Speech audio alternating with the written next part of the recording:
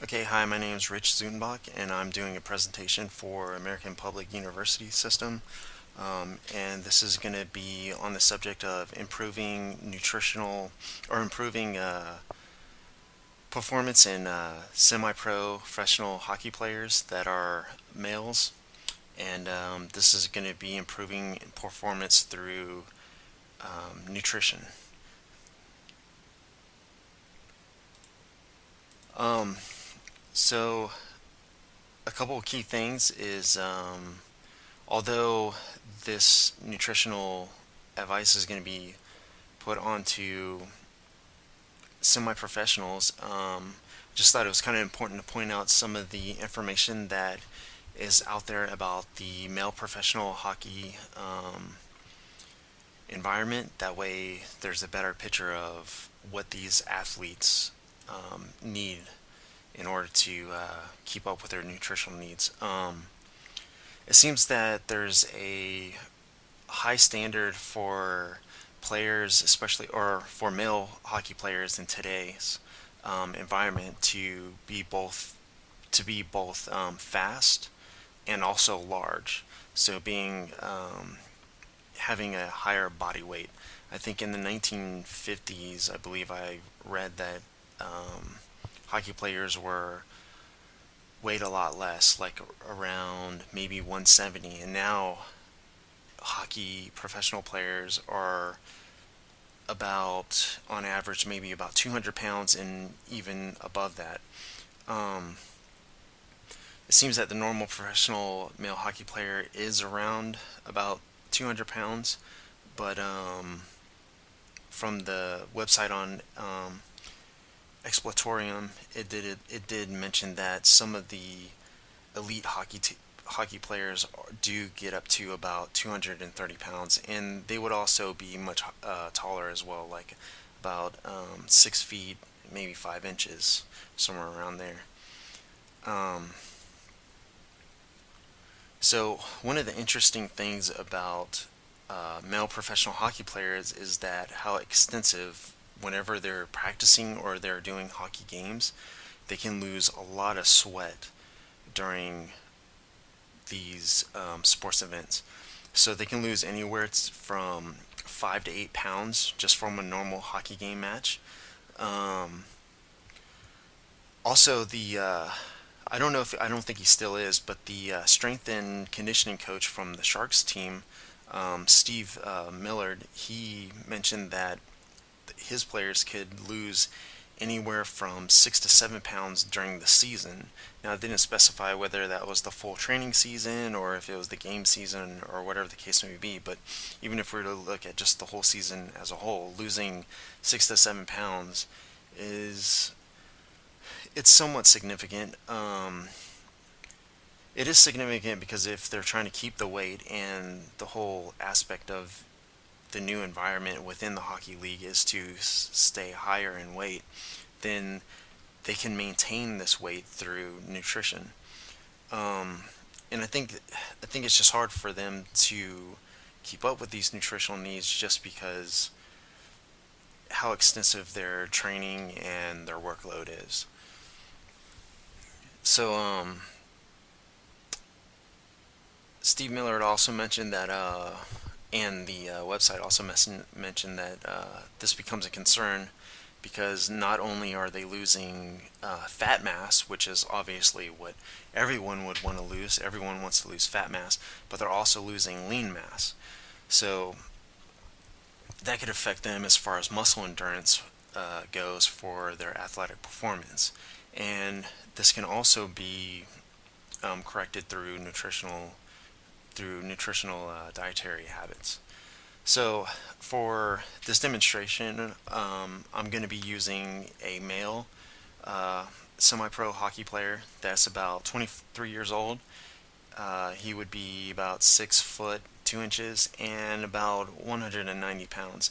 Uh, 190 pounds might be a little bit less than what would be expected of someone that tall, but it's not.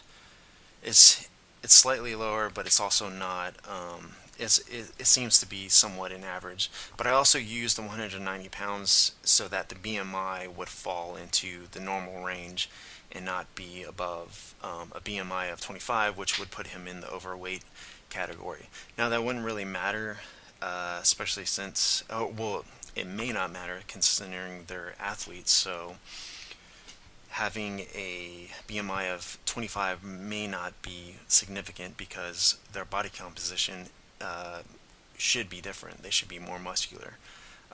For the activity level, this is all the stuff that I put into Nutrition Calc Plus, and for the activity level is on very active because these males are going to be moving like all the time.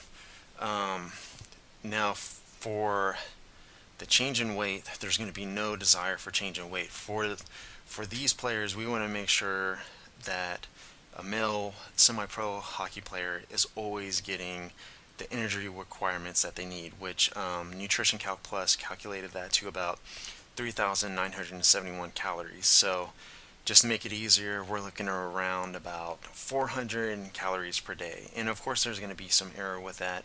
And the meals that I created, I'll be showing one meal that will improve overall optimal performance for the players. But around 4,000 calories is what would be expected. So I'm going to go ahead and show the meal plan that I provided for one male hockey player, and this could be used for the whole team, wherever the case may be. But so for breakfast, now I'm using coffee. This is going to be purely for the caffeine additive for the stimulant, which has been shown to improve performance, which we'll look at that later. But I'm just pointing that out right now. And if the player does not want to use caffeine, they can simply just drink the 1 cup of milk a day, and they can take or leave the maple syrup. The maple syrup is just a sweetener, but the reason I'm using maple syrup is also because it has a little bit higher percentage of electrolytes such as calcium that can and sodium that can be used by the player in order to keep up their electrolyte system, and that would be obviously more nutrient dense than just like regular table sugar. Okay, so for breakfast, they can have a cup of coffee with their milk, kind of like a latte type mix. Also, give them a banana and a cup of blackberries, a couple orange juice, half a avocado. Avocados are really high in calories, so we're just gonna give them half of one.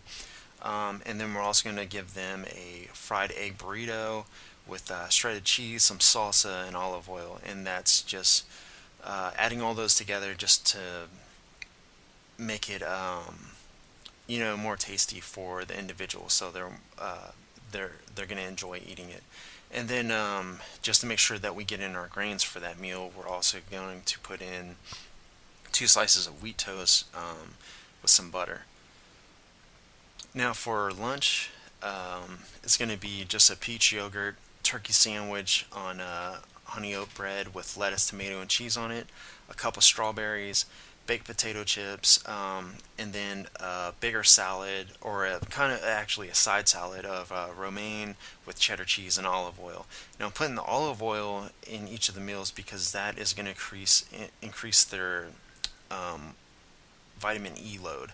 And they can get that from the avocados too, but avocados are slightly higher in the calories. So if we just use a tablespoon of olive oil, that also goes good with salad. So that's why I'm using that there. And each one I try to get some vegetables and some fruits too. So that's why I have the cup of strawberries there, and then we're getting the salad as well. For dinner, I use it's going to be a can full of chili and that's going to be cooked with another tablespoon of olive oil to get the vitamin E, and then serve that on top of a bigger salad of just romaine lettuce, and then another coffee, the same as explained above, and then 2 slices of whole wheat toast. The chili is actually pretty high in calories. I think it was around 400 calories, and then with olive oil it would be around 500. So this whole meal would probably be around 7 to 8 800 calories. Um, and I just used the chili. The other meals were a little bit different, but I just used the chili because it's a little less monotonous than some of the other meals. You don't always want to be eating sandwiches, so you use the chili too because it will go good with salad, and it helps someone that doesn't like to eat salad all the time. It helps them get more greens, which is good because romaine is more nutrient dense, and they'll be getting their vegetable servings too. Now for the snacks, I did another coffee. Make sure that they're getting their calcium from and their phosphorus and potassium from the milk. Um, Also give them an apple, banana, a couple of strawberries, cashew butter sandwich with whole wheat and strawberry jelly, and then what I added here was, this was different from my other meal plans, but I think this is good. I put a 16-ounce Gatorade sports drinks. So this has the electrolytes such as the calcium, the sodium, and potassium. I think Powerade even has the same nutrients. But the interesting thing about the Gatorade sports drinks, it's a carbohydrate concentrated drink. So the great thing about that is not only does it have the electrolytes in it, but they can use this. So for 16 ounces, they can use that could be two 8-ounce bottles, and they can use that during their. They can use that since it's a snack. They can just carry that around with them at any point, and then they can use that during the game or during practice. And those they also have extra carbohydrates, which is going to give them the energy needed for that game performance. So that's really good too, because if they're losing the sodium's the one you really have to worry about whenever you're losing sweat. And these guys lose a lot of sweat.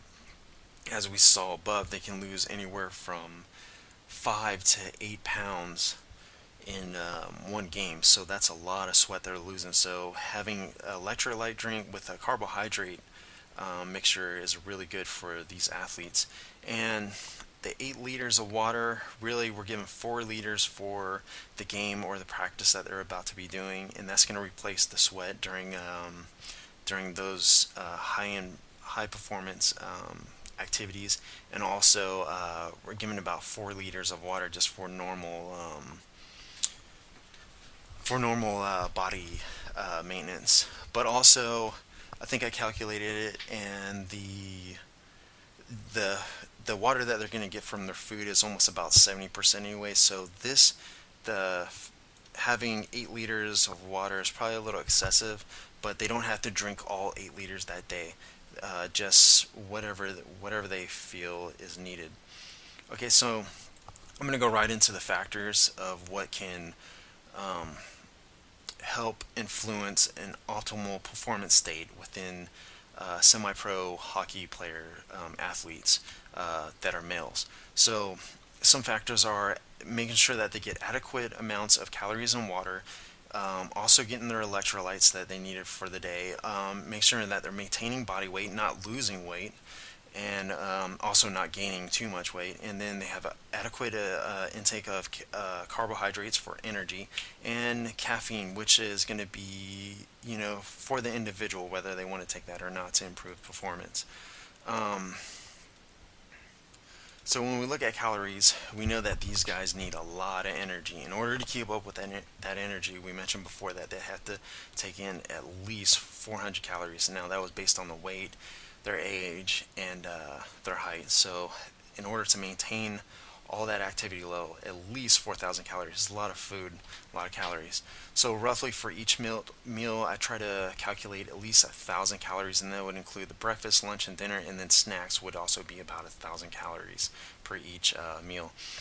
Now for carbohydrates, I got this off of the Nutrition Calc program, but they were suggesting around 45 to 65% of their energy comes from calories, but that's going to be their carbohydrate load. Their fat load is going to be 20 to 35%, and then protein, which is always the lowest, is going to be about 10 to 35%. Now, this would be technically considered a balanced diet, but the better way I like to think of it is down here where I added this. The balanced diet, an easier way to think of it is carbohydrates can be about 60%, fat about 30%, and protein about 10%. And this isn't just for athletes. This could just be for the normal individual as well.